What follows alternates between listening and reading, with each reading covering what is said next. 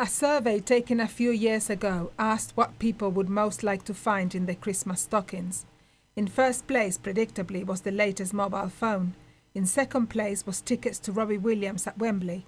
In third place was a surprise entry, a Satsuma. What do you think about that, Brian?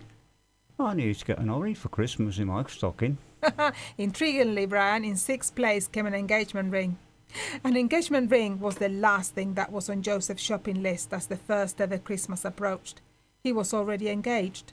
So imagine the depth of his horror when he discovered that Mary was already pregnant. This would be tame for a storyline in EastEnders, but then adultery was a matter of death, usually by stoning.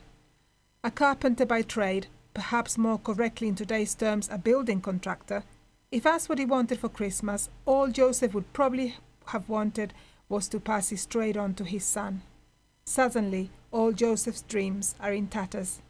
God had other plans for Joseph. That first Christmas he gets three things: a pregnant fiancée, a plan to be followed, and an old prophecy about to be fulfilled. It seems that all we want for Christmas we'll be buying via phones and tablets. Retailers have been giving up for a new kind of Christmas shopping via handheld devices used at bus stops and even in bed. Online shopping, even on Christmas Day, is set for a massive surge. Clearly, new technology is leading to changes in when and how we shop, with an increasing number of sales now made online between 6 and 8 in the morning or in the evenings around 8 or 9 as people browse the virtual aisles while maybe watching Corrie.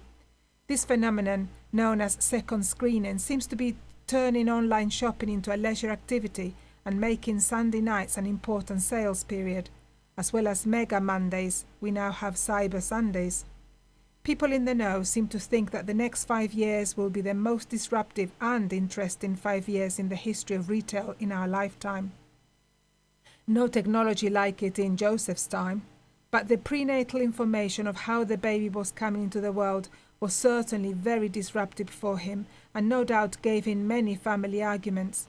It is well known that the Christmas season is the peak time for relationship troubles, which can bring out the worst in us. The kindest of people can turn bitter and vindictive and twisted. But not so in Joseph's case. Here was a man full of mercy in the most trying of circumstances. When we see Jesus years later dealing with a woman caught in adultery, preventing her from being stoned, and sending her away to go and sin no more, would it be fanciful to imagine that we are seeing in Jesus an echo of his earthly father's character? Joseph passed on to his son more than his carpentry, didn't he? Perhaps now is the ideal time to resolve to value mercy rather than judgment. This Christmas, if we feel so stressed because a loved one has wronged us, then we will do well to remember Joseph.